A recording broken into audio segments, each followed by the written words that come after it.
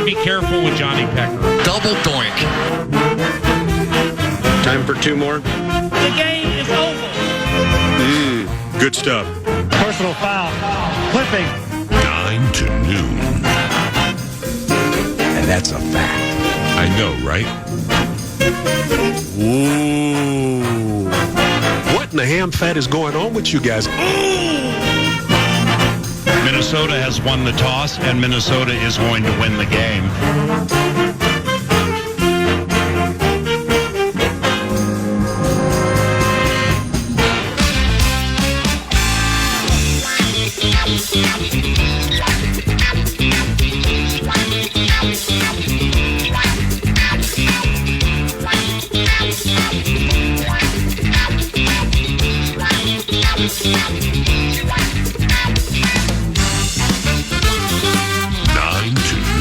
Is in the air. It's the 9 to noon presentation. Good morning on a cloudy Thursday in the Twin Cities. This is 9 to noon on FM 100.3 KFAN, and I'm Paul Allen. Matt Producer produces. And speaking of production, be nice to get some production from one of our favorite players. Cashy went limited yesterday. 20-7 Minnesota. 3:20 and counting to go in the third quarter. Purdy, back to pass. Hit! Sacked! Blake Cashman! Eden Prairie go crazy. He's having an awesome game. And the Vikings have battered Brock 5 times. 5 sacks, just like last game against the Giants, 3rd and 15. He's having an awesome game. He's having an awesome season. He's not having an awesome time, missing about a month of games. But the practice report yesterday from your Minnesota Vikings indicated Cashy went limited. Got to start somewhere, Nordo. Just seeing him back on the field, off the Memorial Field, the Mike Hughes Memorial Practice Field, that's the A topic for me. At least having Cashman back in the mix. And from limited, and I got a KO cut for you next segment that might even build on that optimism. Yeah, we'll see. Come on. To see him down in Jacksonville would be such a beautiful thing. We need Cashman back. Cashy went limited, and he plays into pressure points, which will be unfurled in the final hour. So hopefully today it's Cashy full. Cashy full. Cashy full. Cashy full. We're looking to be full of Cashy today. We have a nifty little doubleheader on KFAN tonight for your listening pleasure. First, these guys look to win 2 in a row for just the second time this season. Off to Nas, right back to Dante. He'll work against the rookie, Tijon Salah. Straightaway 3 is good. Wolves starting to knock down some triples, 7 of 13 from deep. Charlotte just 2 of 12. That's the lid lifter from the Windy City, and that's followed by these guys who have journeyed west to get right versus a 4-8-2 San Ho squad. Pretty good throw back at the left point, but Goja wristing one. He scores!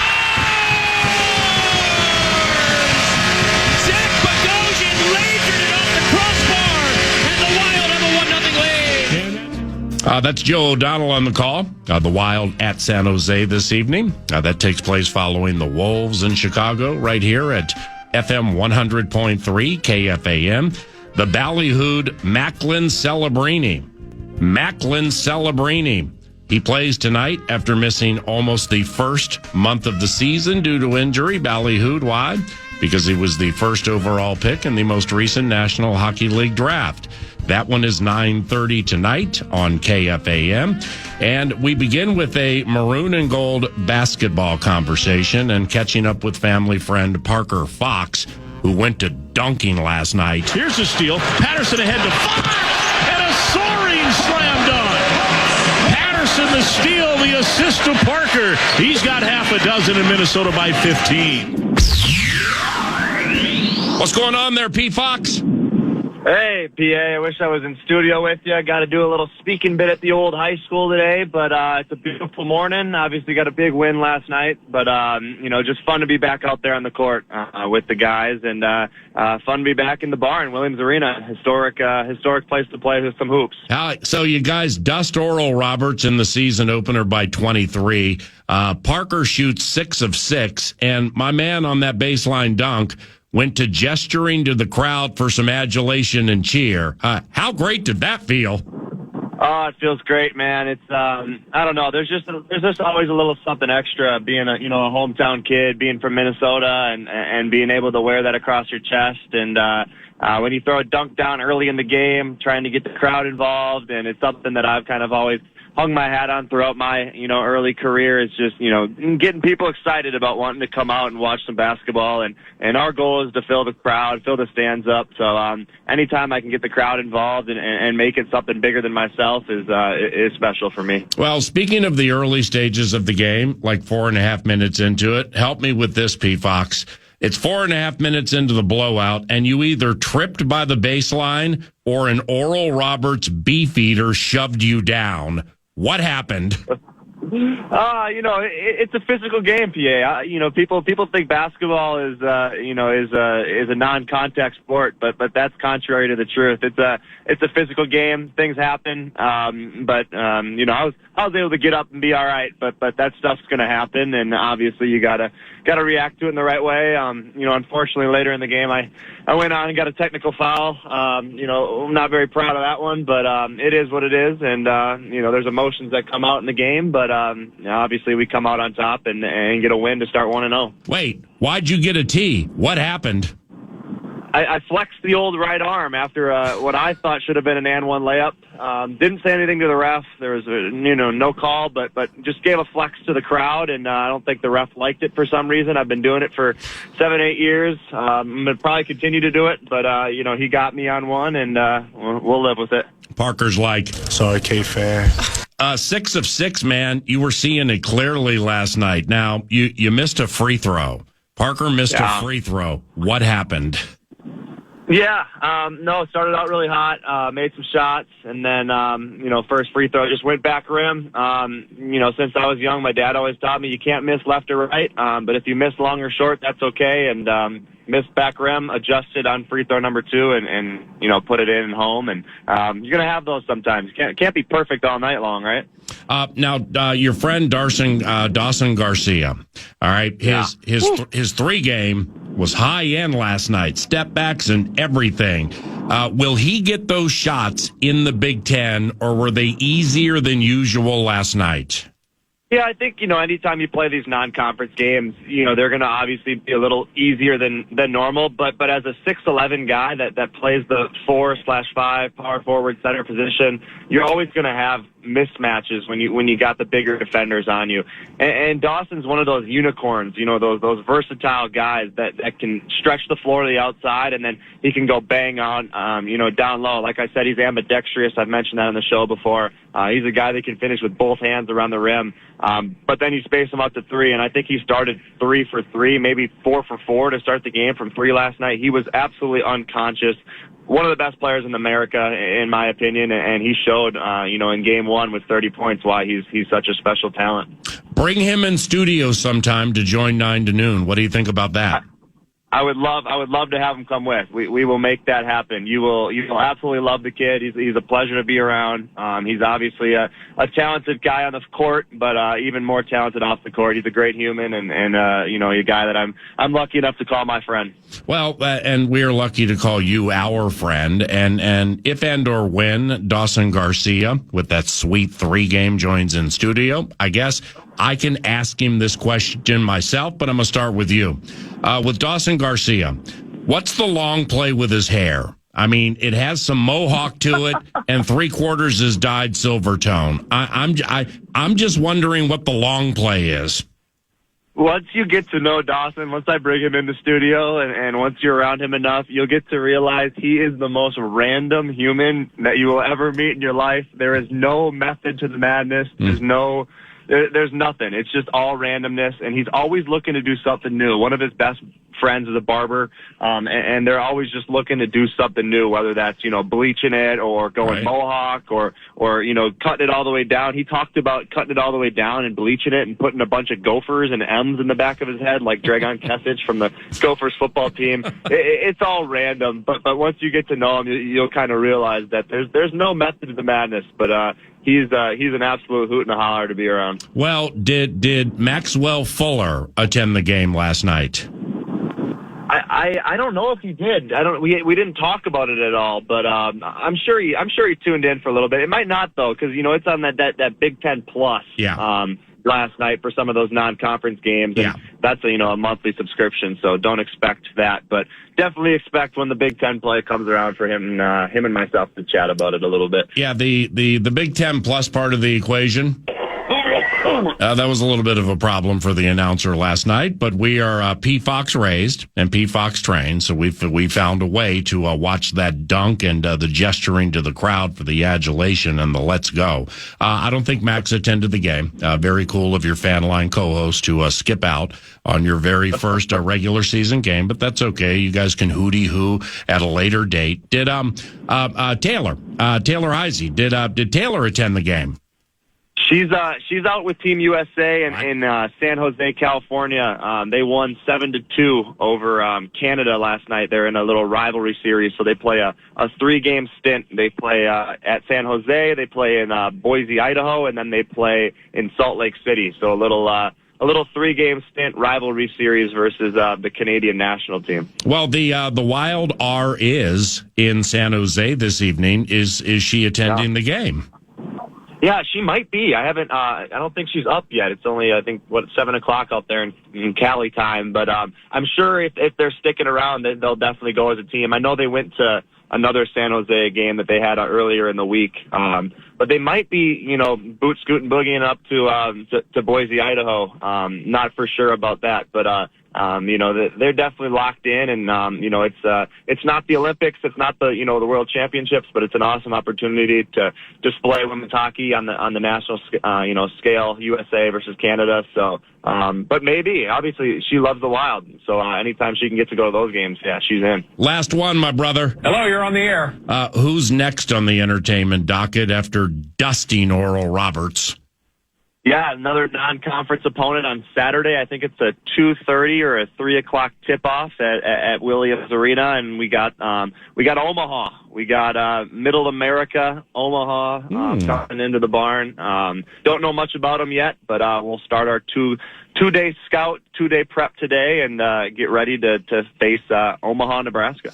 Congratulations on the victory last night. Thanks for taking the cold call, and we will see you in studio on Monday, assuming and or hoping your squad is 2-0. Thank you, Parker. You bet. Good to see you, PA. See you, brother. That's Parker Fox, power forward, Golden Gophers basketball team, card-carrying member of the Love Covenant. And we opted to cold call him to congratulate him on his little nifty 6 of 6 last night from the field for Parker Fox. As part of the Timber Tech What's on Deck set list today, which includes Vikes Bites around the corner, Beloved Nacho at about 10 o'clock, Pressure Points at 11, and before Pressure Points, a patented 9 to noon bus bit with Golden Gophers head coach Bob Motzko and the kids. Oh, the guys. They're heading to Madison to play the Badgers. That's part of What's on Deck 9 to noon, courtesy of TimberTech and TimberTech.com. Good morning. I'm Paul Allen. This is 9 to noon, your cash-giving leader. The Fan, along with 2 men in a junk truck, they want to give you a chance to put $1,000 in your hand with the National Cash Contest. Go to KFAN.com and use the keyword dollar. You might win 1,000 of them with the keyword dollar at KFAN.com. Oh, hi, Mike. Mike Conley, Wolves on these airwaves at 7 o'clock. Looking forward to that. They're in Chicago this evening. I must offer a quick covenant cleanup regarding the $1,000 in your hand keyword. How dare I led people astray, and I apologize for that. The 9 a.m. keyword is not dollar. It is grand. As in, you might win $1,000 with the keyword grand at KFAN.com. So I apologize for the mix-up. And moving forward, let's jump to Vikes Bites. And Vikes Bites is presented to you on a daily basis by Thousand Hills Lifetime Grazed Grass-Fed Beef. You can shop online, thousandhillslifetimegrazed.com. Get a box of meat to show up at your doorstep. Terrific product. You can go on the website, learn about regenerative agriculture as well. Just had Parker Fox on. Well, guess what? Thousand Hills, proud sponsors of Gopher Athletics. So appreciate you, Thousand Hills.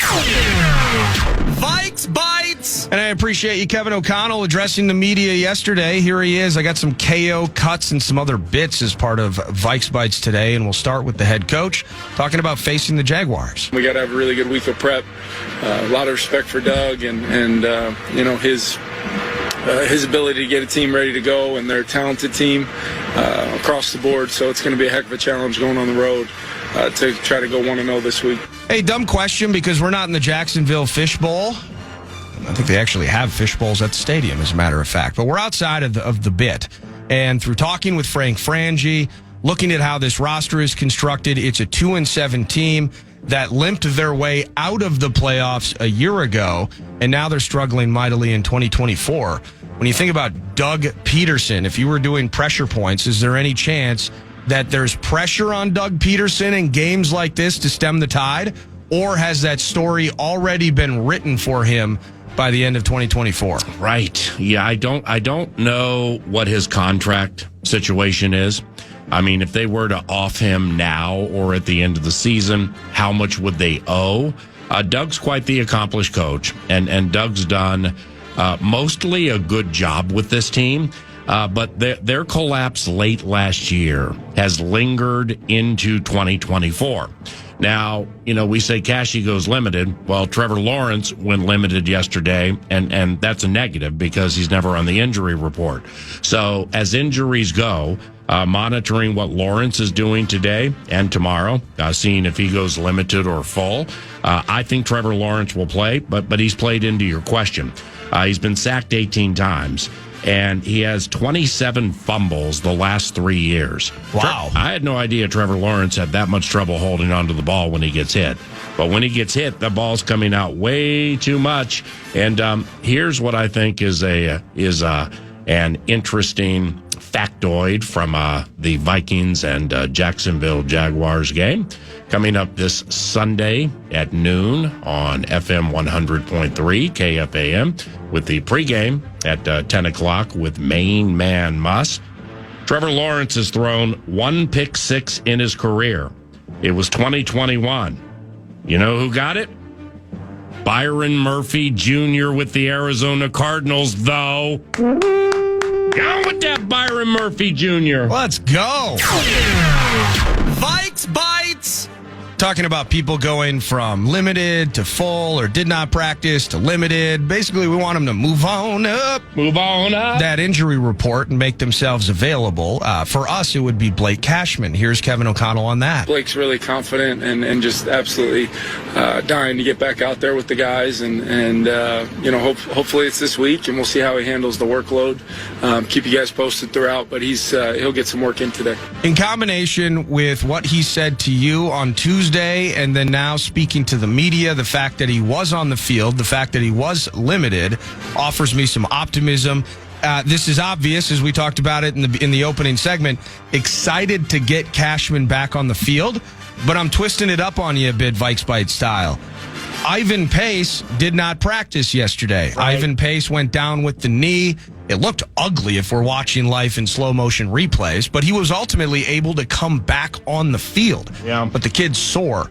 What are we worried about in potential of Ivan Pace, level of optimism for Blake? Mix all that together with a thought. Well, I ain't tripping on Ivan right now. We'll see if he can get up to limited today.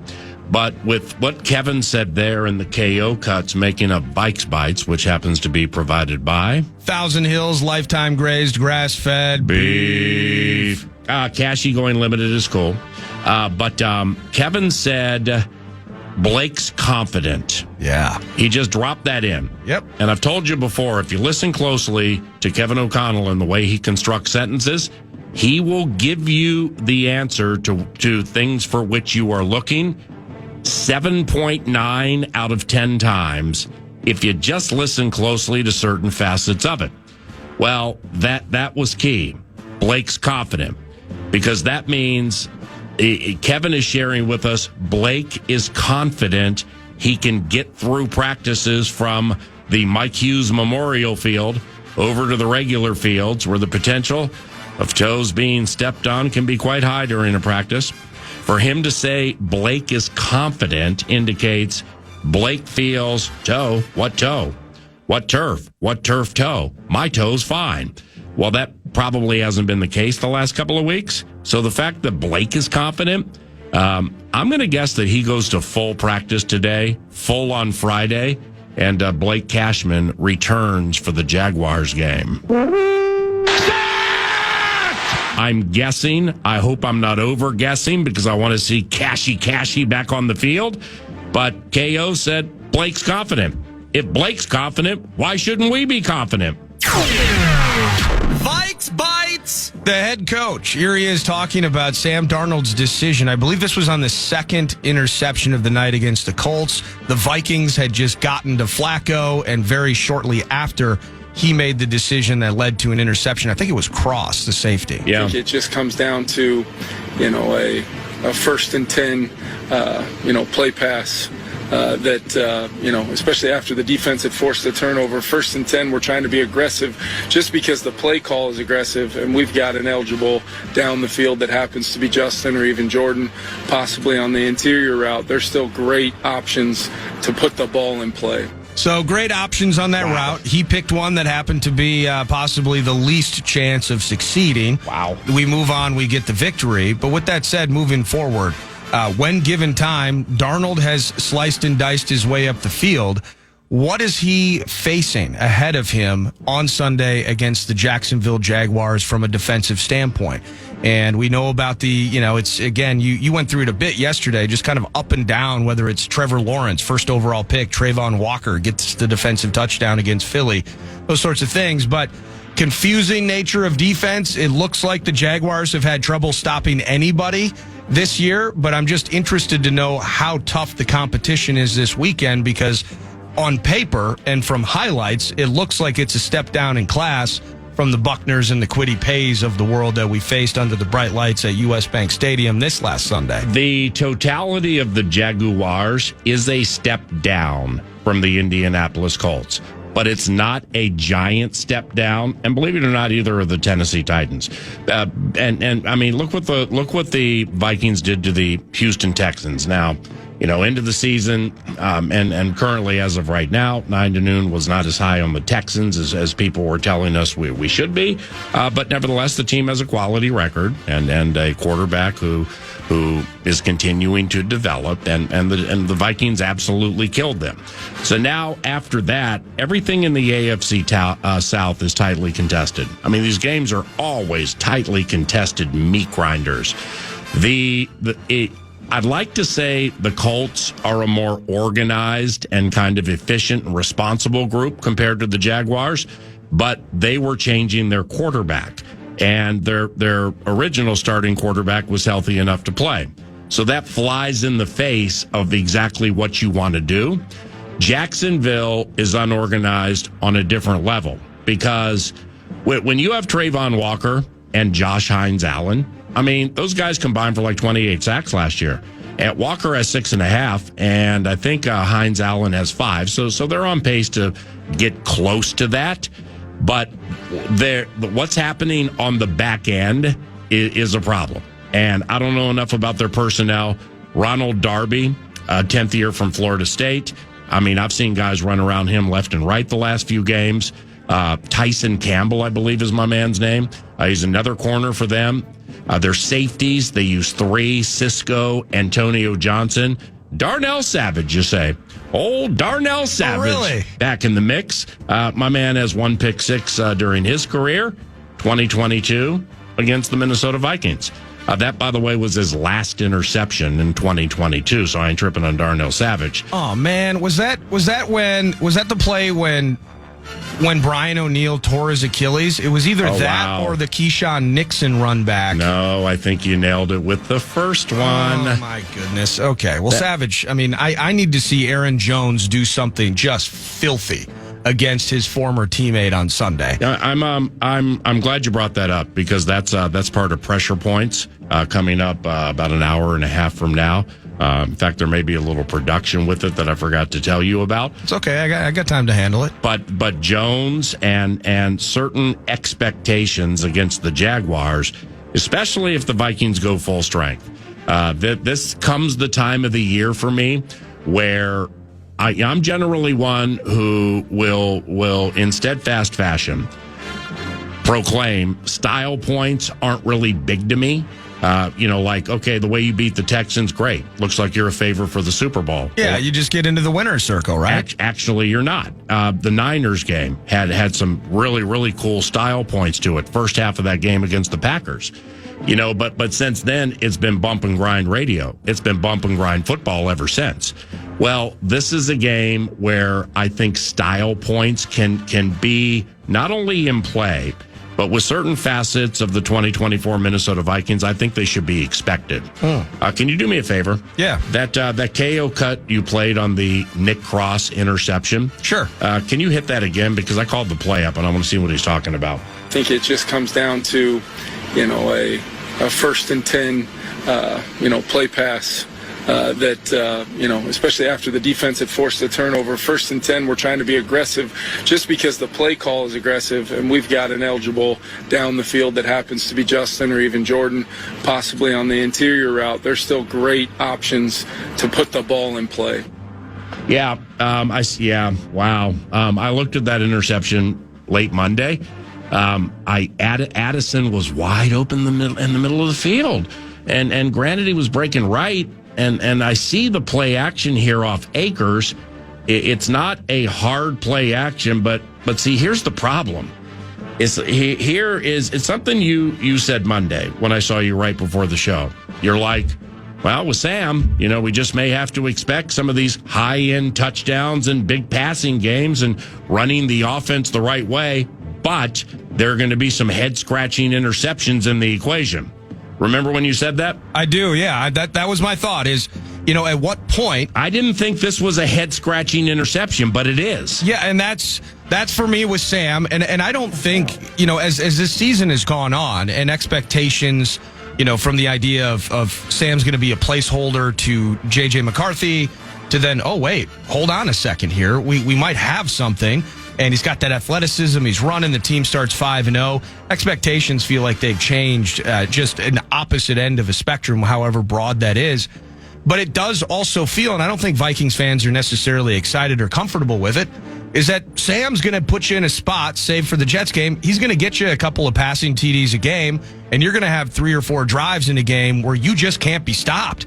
But then he's going to stop himself once or twice in a game. And just kind of, can you balance that? Can you love Sam and appreciate this offense and maintain optimistic expectations? For instance, part of this too, he's going to throw away a couple. Well, the Vikings have the second most takeaways in the league. And in each of their victories, PA, they've had 2 or more takeaways. And so the defense kind of, all these things meshing together play into this story as well. And, good side, bad side of the turnover margin and how good Kevin O'Connell has been in that regard. Yeah. So can you balance your expectations with Sam and just say, I don't like this. I love the really, really good stuff, but twice a game, and in particular on Sunday night against the Colts, you can't throw it to Zaire Franklin. And then on this second interception there, he mentions a couple of other options that would have been eligible and opportunities for Sam to, frankly, keep possession of the ball. He tries to get it to JJ, and it makes sense because it's number 18. Yeah. But it actually was kind of a disastrous decision. And can you be okay with that? Well, see, this looks to me, and I have no confirmation this happened. In fact, I would bet it didn't. This shows to me like somebody was saying to somebody, I need the ball. And that's what was first and foremost on Darnold's mind. I mean, because looking at this play, out of the shotgun, minor play action to Cam, just kind of held it there for a second. Sure. Addison is going to score a 77-yard touchdown. Yep. If he hits him middle of the field. Akers on the left swing, he'd catch it about the 20. He would have run for a first down.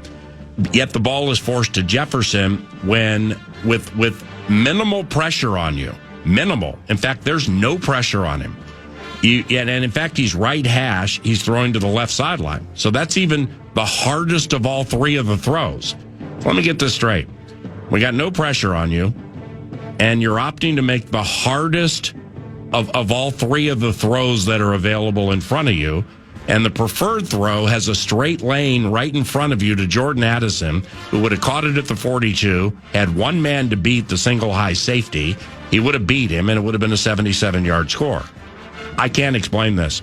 I mean, I can't explain why something like this happened unless during practice, during the course of the week, you got that Jefferson hit for about 16 to 18 so many times, you just can't believe it's not there, so you still throw it.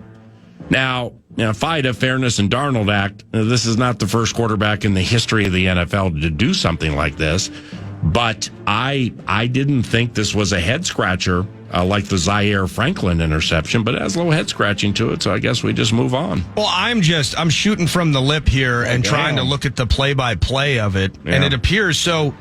Justin Jefferson, the entire first half, had 2 targets, and I think he had 1 catch for like 20 yards. Had a nice reception until the final drive of the first half. That's where Reichard was no good from 31. Oh, wow. Where it was JJ for 22, then an incomplete. JJ for 24.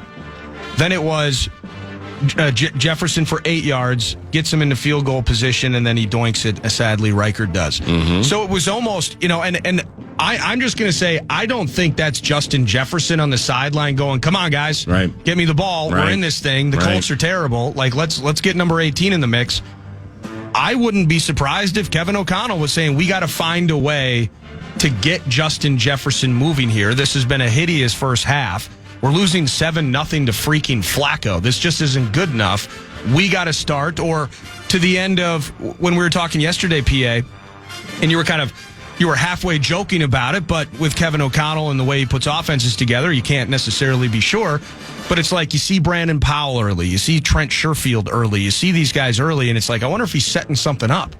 And to that degree, as part of that, great to see Brandon Powell moving the chains while you win games with Justin Jefferson. So was there not necessarily a mandate, but maybe a conversation as Matt Gay misses the 53-yarder with 2 minutes left in the first half, where KO gets with Darnold, and he's like, well, we just need to get 18 going. Like, this needs to be a thing. Yeah. We're seeing this really on the Microsoft Surface, and Wes Phillips is field side, and he's like, dude, like, he's winning on these particular routes every time, and they just turn the page. Right. Which then, with Sam, maybe Sam has to force it. Maybe Sam's like, I just got to get it to 18. Yeah. And so, again, you know what? I love Sam. Give me 3 touchdowns and a pick a game, and I think we're going to win more than we lose.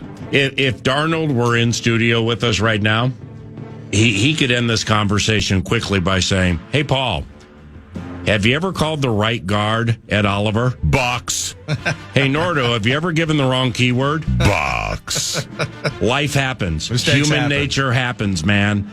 That's about the only thing I can say about that. That's a really hard throw he tried to make, but on we go. And if he makes it, well, then we're not talking about this. That's really the key to all of this, the advantage of hindsight.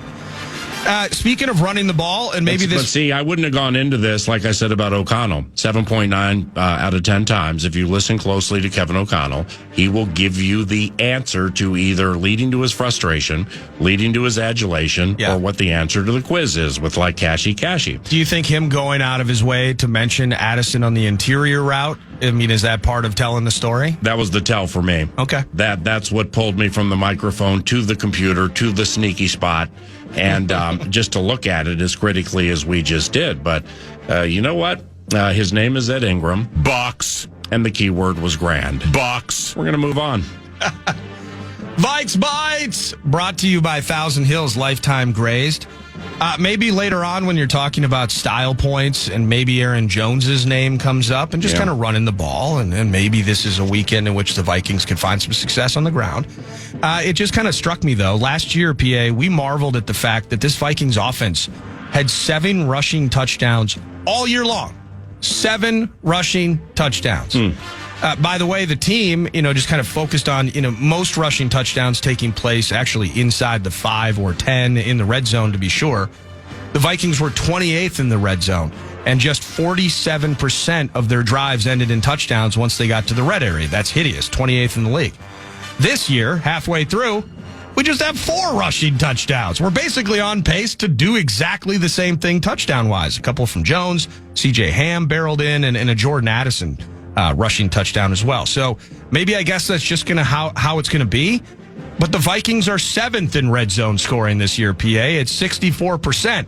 So I don't know if it's the threat of the run, the focused efficiency, and maybe an evolution within that offense. I think Sam Darnold, again, save for that throw in the end zone he made to Zaire Franklin. I think Sam has been terrific. Oh, wow. In near the red area this year. And so yeah. I don't know if it's threat of the run, what's going on there, but despite the fact we're not getting more rushing touchdowns, which I had pegged as a problem with red zone offense, we're actually much better in the red zone, and we're on track to do the same. Interesting topic, and it, after this game, maybe I or one of us will get into the game logs with exactly what they're doing in the red area from a run pass standpoint. I probably can find that out today at practice. But Darnold, if you look at the quarterback, just simply the quarterback as like a graph. Like say it's a stock and Jan 2023 stock was here, August 2023 stock went here, Jan 2024, and so on and so on. Yeah. He in the beginning part of said asset, well, he was best in the NFL in the red zone inside the 20 for completion percentage and completions, period. Then starting from the second half of the Green Bay game through the Jets game, he dipped, and we mentioned that into the Lions game, where I think he hadn't thrown a red zone touchdown or completion for like 2 full games. I mean, it was 5 minutes and change to go in the first half at Lambeau. He hits Jefferson on a 14-yard touchdown, and I think that was his last red zone completion for at least a game and a half, maybe 2 games. And no touchdowns in London the following week, yeah. Right. And so then, where it is now, it's, like Josh Oliver got a red zone touchdown at SoFi. Clear Sherfield got one. So clearly the asset-related graph has trended up into this game. But that all plays into not only what's coming up an hour and change from now in pressure points against this specific version of the Jacksonville Jaguars, who you're getting, when you're getting them, what is happening, who you believe you are, and who we have seen you can be. That all plays into pressure points provided by Sukup Manufacturing and Sukup.com at about 11 o'clock. Yeah, I kind of want to sit on the couch and dig into that. But it also plays into this kicker conundrum, because ain't nobody going to think about the kicker or trip on the kicker until the boom at noon on Sunday. Yep. It's, okay, Will Reichard, the bomb. We miss him. He ain't going to play for at least 4 games. John Parker Romo is here. Nobody knows who he is. Why? Because he's never had a kick in a National Football League game. You segue to the red area and the ups and the downs of inside the 20 or inside the 10, or for the purpose of this point, inside the 5. Because I think this is an absolute brilliant opportunity to work on, hone, or execute and or unfurl your 2-point game, your 2-point conversion game. Because you should score a fair amount of points against this Jaguars team. Like I said earlier, it's with Trayvon Walker and Josh Hines-Allen. They're getting rush, but as we'll share at 11 o'clock, some of these deep shots they're giving up, holy cow. I mean, I haven't seen this all year. They gave up a 46 last week. They had no idea what was happening. They had a bunch against Green Bay where you got guys pointing at each other and doing pirouettes in the secondary. So they're all lost back there. And I just, from 2-7, where a popular teammate was traded within the last week and change, I just don't see that thing like slapping your hand on the grass and saying, that's it, we're not having any more of this. I just don't see that happening. But that's going to give you ample opportunity to take pressure off this kicker. That's going to be a common thread over the next month. I ain't saying he's going to be bad. Nobody can say he's going to be good.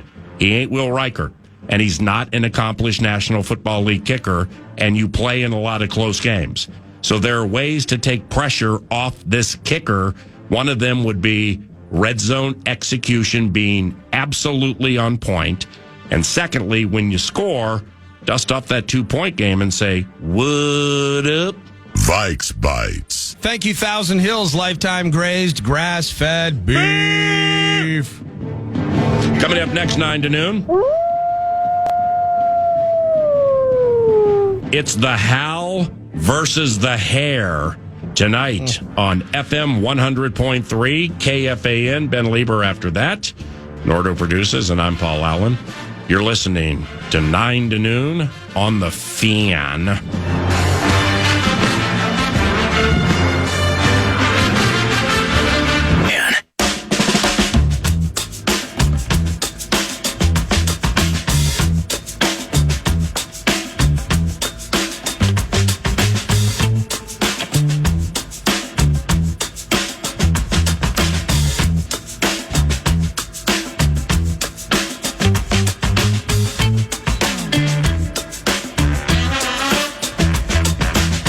The beloved Howl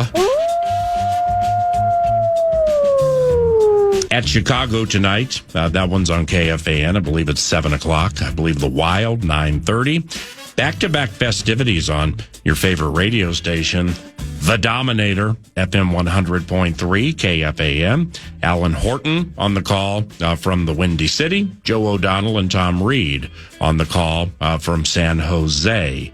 Against Macklin Celebrini. Macklin Celebrini, first overall pick in the most recent draft, debuted, I believe, earlier this week or late last week after missing about a month of games. And the Wild will look to get right this evening off that head scratcher at XL Energy Center against the LA Kings on Monday night.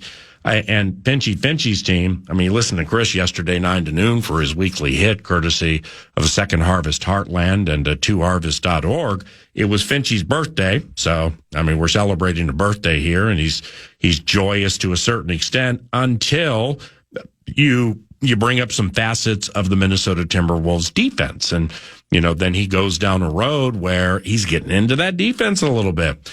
And, you know, I guess there are several ways to look at it. One can be, damn, it's super early in the season and you made a huge trade and there goes Cat and here comes Randall and here comes DiVincenzo.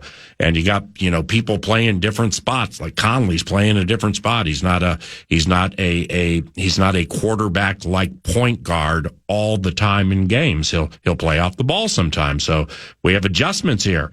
But Finchy knows, Chris knows how good this team is and how good this team can be. But this team has also been topsy-turvy. Now, the Chicago Bulls, this should be an elixir to blow out if you're looking to blow somebody out 2 consecutive games, the chance is right in front of you. Now, I can't say it's going to happen. It's a road game, but the Bulls were absolutely destroyed last night by the Dallas Mavericks. Now, the Mavericks are one of the best 2 or 3 teams in the National Basketball Association. And when they go full strength and when they have all their dogs playing at home, if you have a misstep, they're going to bury you. And the Bulls had missteps last night and got murdered. Now, the Bulls were not great last season. And the Howl went to embarking on greatness. For it was last postseason, the term hootie hoo was created and led us to selling T-shirts with said slogan on the front. That personifies greatness and shine. Hootie hoo, greatness and shine. However, is not personified by getting swept by a mediocre at best baby Bull squad, and that's exactly what happened last year. Oh my gosh. Yeah, I said it. We got swept by the Bulls. Oh my God. Beat us here by 8, and in the Windy City in an overtime game that produced a whopping 252 points. Oh my God. For a team that prides itself on its defensive prowess, as it did 23-24, 24-25, 252 combined. There we go, Paul. No, that's what Finchy's talking about. Stuff like that. The common thread in the upsets, all right, 3-2. The common thread in the upsets from last year, where you were favored both times against said Baby Bulls, and you lost both games. Kobe White, the kid with the hair, He propelled the team.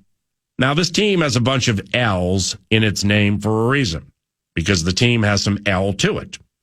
And the team with a bunch of L's in its name was propelled by the kid with the hair who hit 11 three-pointers in 2 games against us and averaged 25 points per game. Oh my gosh.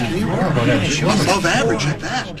Kobe White, though, the kid with the hair, scored 30 points in the second half in overtime last year at Chicago and was a combo during the second half in OT of Dwayne Wade and Eric Sleepy Floyd. I always love that one. We blew a 23-point third-quarter lead. The Howl blew a 23-point third-quarter lead at the Windy City last year. Chris Finch, coach of the team, said after the loss last year, quote, "The defense fell apart. The late-game offense was not great.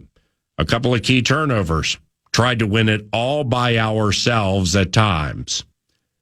Other than that, Miss Lincoln, how was the play? Box. The defense fell apart. That's kind of been a common thread this year. The defense fell apart. A Finchy common thread to a certain extent so far this season. And I wonder what the deal is here, because Julius Randle's defense is not noteworthy. He's not known for his defense, but either was Karl Anthony Towns. And as we discussed yesterday, maybe they think this thing is a push-button operation because they were so good last season. Maybe they think we got Ant. Cool. See the Olympics? See the Western Conference finals? That Denver series? We got Ant. Julius is a playmaker of all playmakers ever to make plays from a position like that. Jaden will come together. Stifle will block more shots. Stifle will stop letting something called Christian Brown dunk on him. And that's all going to come together. Why? Because we are a push-button operation that knows how to get to the Western Conference finals. Well, that very well could be the case, but what if it's not? Finch agreed with the assessment and, quite honestly, maybe a little bored with the human nature gets to win at times reasoning. While he agrees with it, it doesn't mean he has to be happy about it. This anointing to the Western Conference Finals, because you got there last year, and now all of a sudden we're going to be this push-button operation and stop playing wonky games against middling teams or losing to them like the Spurs. You know, the Spurs, who happened to be down at one point last night by 35 points to the Houston Rockets. Yeah, that's what Finchy's talking about. The Bulls allow almost 120 a game, which is near the bottom of the league. However, the demise of Kobe White has been greatly exaggerated. Teams believing they are conference finals bound, again, don't drop games like this one tonight. Get a hold of the hair and give the fan base reason to howl. Or hooty hoo.